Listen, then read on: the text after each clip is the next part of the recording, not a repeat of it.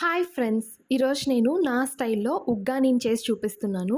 చాలా simple and easy recipe అనమాట. Taste అయితే చాలా బావుంటుంది. ఫస్ట్ అయితే ప్యాన్ పెట్టుకొని అందులో 2 టేబుల్ స్పూన్స్ ఆఫ్ ఆయిల్ అలాగే కొంచెం నెయ్యి వేసుకుంటున్నాను.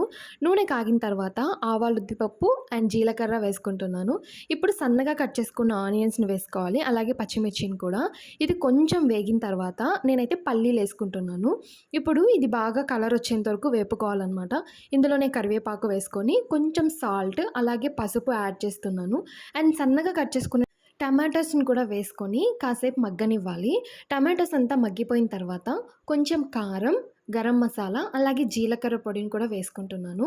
ఇప్పుడు మనం పక్కన ఒక బౌల్‌లో బొరుగులనైతే తీసుకొని వాష్ చేసుకొని పక్కన పెట్టుకోవాలి. ఇప్పుడు ఇది మగ్గింది కదా! ఇందులోనే బొరుగులనైతే వేసేసుకొని నేనైతే పప్పుల పొడిని వేసుకుంటున్నాను. అండ్ నిమ్మరసం పిండుకొని సర్వ్ చేసుకుంటే సూపర్ టేస్టీగా ఉంటుంది. నచ్చితే సబ్స్క్రైబ్ చేయండి.